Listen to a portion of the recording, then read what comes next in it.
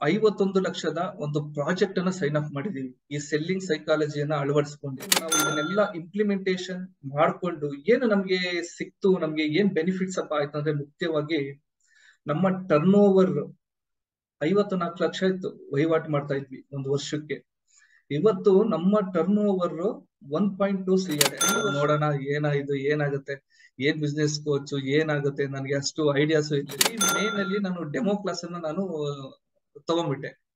ಆ demo class ಅಲ್ಲಿ ನನಗೆ ಎಷ್ಟು ಸತ್ಯ ಸರ್ ಹೇಳ್ತಾ ಇರೋ ಮಾತುಗಳು ಏನ್ ನನಗೇನೆ ಹೇಳ್ತಾ ಇದ್ದಾರೇನೋ, ಎಷ್ಟು ಚೆನ್ನಾಗಿತ್ತು ಅಂತಂದ್ರೆ ನಾನು ಹಿಂದೆ ಮುಂದೆನೂ ನೋಡ್ಲಿಲ್ಲ. ಡೈರೆಕ್ಟ್ ಆಗಿ ಡೈಮಂಡ್ ಮೆಂಬರ್ ಆಗಿ ಜಾಯ್ನ್.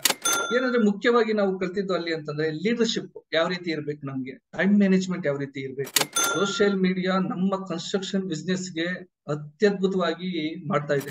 ಆರ್ಗನೈಸೇಷನ್ ಅನ್ನ ಒಂದು ಟಾಪ್ ಲೆವೆಲ್ ತಗೊಂಡೋಗ್ಬೇಕು ಅಂತಂದ್ರೆ ಡೈಮಂಡ್ ಮೆಂಬರ್ಶಿಪ್ ತಗೊಂಡ್ ಬಂದಿದ್ದೆ. ಅದಲ್ಲಿ ಅತ್ಯದ್ಭುತ ಕ್ಲಾಸ್ ಇದ್ದಾವೆ.